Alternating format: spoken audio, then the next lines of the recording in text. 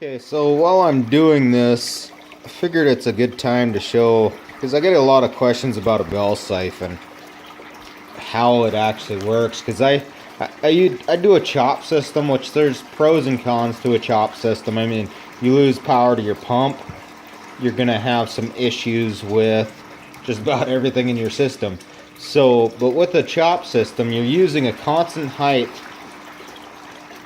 one pump system, to where you're using one pump out of your holding tank or your lowest stock tank, depending on sump tank, whatever you want to use, a barrel, and you're pumping that up to your highest position you have, and then using gravity to feed every other system until you reach back down to your grow bed. Which your grow bed, you're going to have to, in a single pump system, you're going to want some sort, which bell siphon's the best way to go in my book. I mean, it's simple. I did this, some simple holes, drilled a bunch of holes.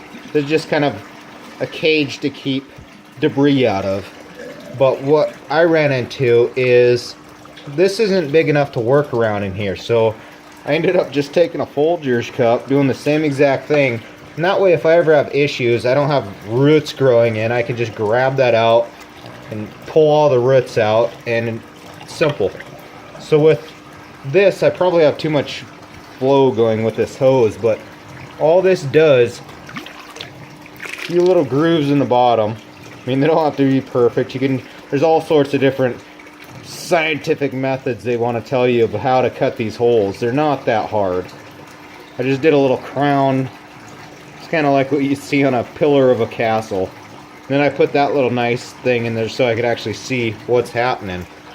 Drop that down, and what happens is it creates a suction, and it'll rise to the top. Makes it so simple. And this will actually pull all the water out of this grow bed. You can see it going down already. This pump and flow method, I mean, you can see it filling up completely now. It created a siphon, dropped it down. Like, I pull that out. So simple. As soon as it hits that top, creates that suction, pulls all the water back out. The problem with this is if you do not size your siphon correctly, your pump's too big, it's just going to keep sucking water out, and you're going to have a low water level.